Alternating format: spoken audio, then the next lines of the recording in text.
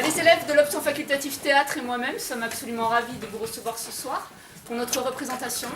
Durant toute l'année, nous avons travaillé sur la thématique des excès. Excès en tout genre. Nous allons donc vous présenter un spectacle en nous étant servis en fait d'auteurs contemporains, mais les élèves aussi ont écrit eux-mêmes certains textes, donc ça va être à vous de pouvoir les distinguer. À la fin du spectacle, ils ont émis le souhait de faire en fait un bord de scène pour pouvoir répondre à vos questions. Donc c'est avec plaisir qu'ils y répondront. Je vous demande bien évidemment d'éteindre vos portables pour ne pas déranger les comédiens. Et je vous souhaite à tous un très bon spectacle. À tout à l'heure.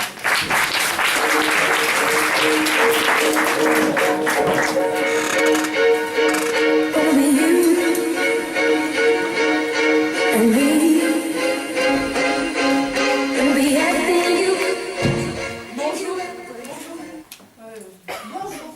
Salut. Prenez place. Je pense que vous vous doutez de la raison pour laquelle vous êtes ici. Non, justement, je ne vois pas pourquoi vous nous avez convoqués, ma fille et moi. Pardon? Tu vois, je t'avais dit qu'elle allait faire semblant d'être étonnée. Eh bien, elle est d'une insolence extrême. Elle répond à ses professeurs et elle a déjà séché les cours 3 fois cette semaine. C'est une attitude inadmissible au sein de notre établissement. Il doit y avoir une erreur. Ma fille est un exemple, regardez-la. Elle écoute de la musique afin de ne pas nous déranger. Elle s'est assise confortablement afin d'être à l'aise et détendue. Je te l'ai dit, de toute façon, tout le bahut est contre moi. Il voit que mes défauts. J'en ai tellement peu qu'ils m'en inventent même pour être plus crédible. Tu vas changer ton langage tout de suite. Pour qui te prends-tu? Je parle à ma mère là. Vous vous sentez concerné? Tu vas enlever ton pied de mon bourreau et tu vas m'écouter. Mais ne me criez pas dessus ainsi, la pauvre. Elle va se vexer. Ma chérie, ne l'écoute pas. C'est une incompétente. Mais c'est une blague. Dites-moi que c'est une blague. Êtes-vous aveugle à ce point? De quel droit osez-vous le ton avec moi? Tu vois, je suis sûre, elle fait ça pour que sa fille paraisse meilleure que moi. Mademoiselle, quand t'as 2 sur 20, c'est à cause de ma fille peut-être. Ben non, c'est les profs qui mettent les notes. À moins que votre fille décide aussi des notes mises aux élèves. Mais comment pouvez-vous dire ça? Vous voyez pas qu'elle vous manipule? J'espère que c'est une plaisanterie. Ma fille est excellente dans tous les domaines. Et de quel droit osez-vous me dire que ma fille me manipule? D'où vous me parlez comme ça? C'est parce que vous êtes académicien que vous sentez supérieur? C'est pas beaucoup plus mieux que d'être lycéen, hein. Ma chérie, c'est bien de vouloir te défendre, mais là je pense que tu t'enfonces. Mais regardez-la. Elle a 2 neurones qui se battent en duel. Et ça, ma fille, n'y est pour rien. C'est incroyable, les personnes qui défendent leurs enfants sans même jamais se remettre en question. C'est vrai que vous êtes bien placé pour faire la remarque. Wow, vous voyez pas que je suis au téléphone là? Vous pouvez pas laisser d'un ton? Demain, tu vas lâcher ce téléphone et t'es collé 8 heures maintenant. Et vous la ramenez plus. Mais vous êtes folle! Elle est jeune, elle a d'autres choses à faire. Je vais y aller à sa place. Le truc de fou, il y a ma mère qui m'en colle à la place.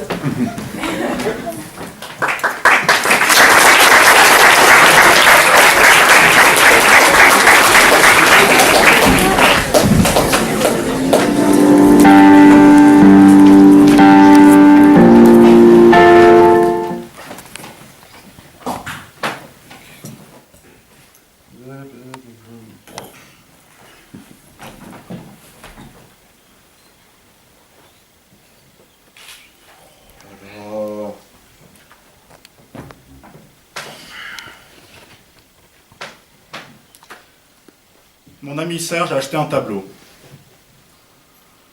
C'est une toile d'environ 60 cm sur 70 cm, peinte en blanc.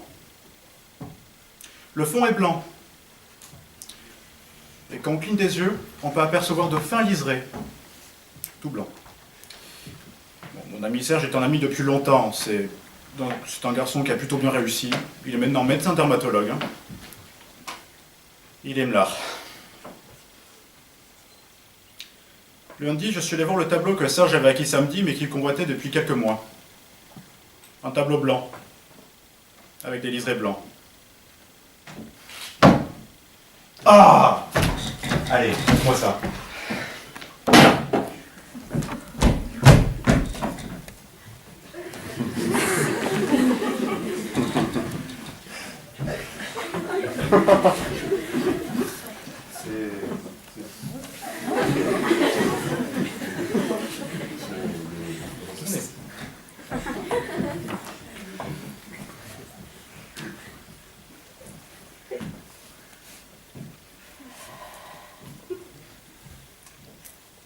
Cher 200 000.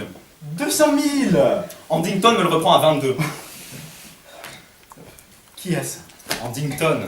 Connais pas. Andington, la galerie Andington. La galerie Andington te le reprend 22. Non, pas la galerie, lui, Andington lui-même, pour lui. Mais pourquoi qu'il n'est pas venu chercher lui-même? Mais parce que tous ces gens ont intérêt à vendre à des particuliers, il faut que le marché circule. Le marché. Alors,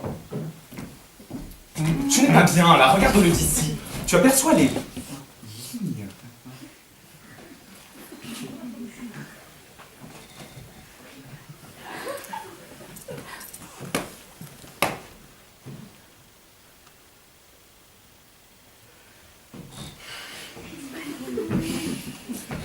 Comment s'appelle Peintre, Amprios. connu? Très, très.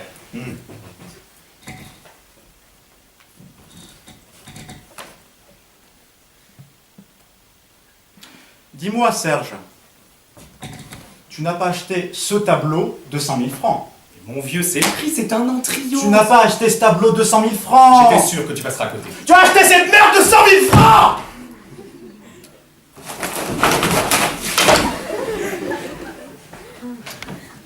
Mon ami Marc, qui est un garçon intelligent, un garçon que j'estime depuis longtemps, belle situation, ingénieur dans l'aéronautique, fait partie de ces intellectuels nouveaux qui, non contents d'être ennemis de la modernité, en tirent une vanité incompréhensible.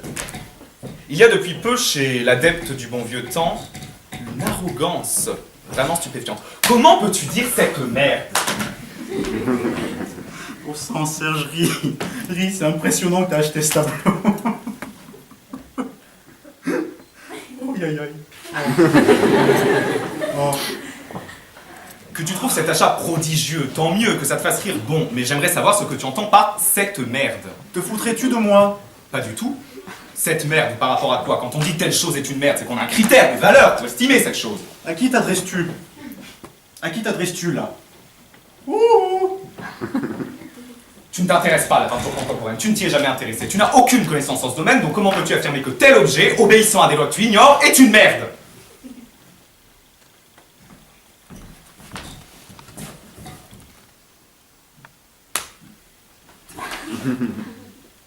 C'est une merde. Désolé.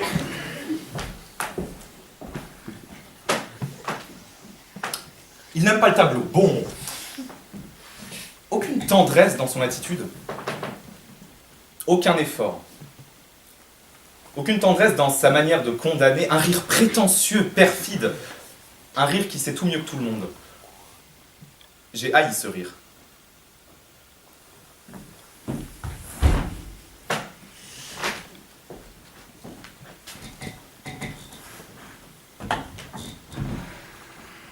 Le fait que Serge a acheté ce tableau me dépasse, m'inquiète et provoque en moi une angoisse indéterminée. En sortant de chez lui, j'ai dû sucer 3 gélules de gelsésium 9CH que Paula m'a conseillé. Entre parenthèses, elle m'a dit « Tu veux Ignacio ou gelsésium? Tu veux pas faire gelsésium ou Ignacio? Mais qu'est-ce que j'en sais ?» Tout ça parce que je ne peux absolument pas comprendre que Serge, qui est un ami depuis longtemps, ait pu acheter ce tableau. 20 briques. Un garçon aisé, sans plus. Un garçon aisé qui roule même pas sur l'or. Qui achète un tableau de 20 briques.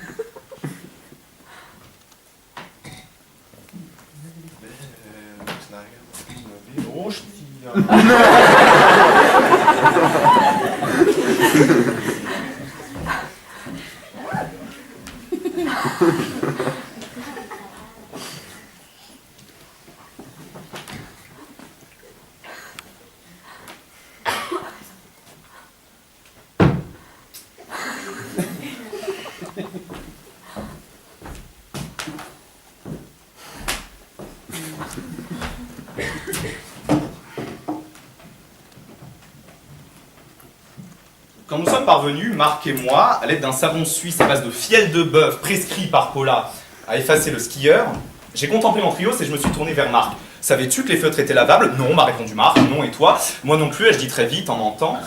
Sur l'instant, j'ai failli dire oui, moi je le savais, mais pourrais-je entamer notre période d'essai par un aveu aussi décevant? En même temps, débuter par une tricherie? Une tricherie, n'exagérons rien. D'où me vient cette vertu stupide? Pourquoi faut-il que les relations soient si compliquées avec Marc?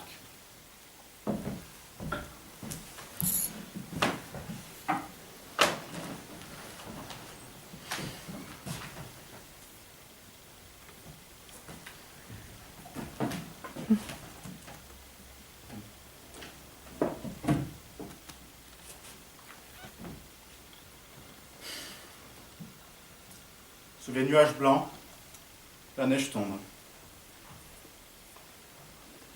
On ne voit ni les nuages blancs, ni la neige qui tombe, ni la pâleur, ni la froideur blanche du sol. Un homme seul, sur ski, glisse. La neige tombe. Tombe jusqu'à ce que l'homme disparaisse, mais retrouve son opacité. Mon ami Serge a acheté un tableau. C'est une toile d'environ 60 cm sur 70 cm. Elle représente un homme qui traverse un espace et qui en disparaît.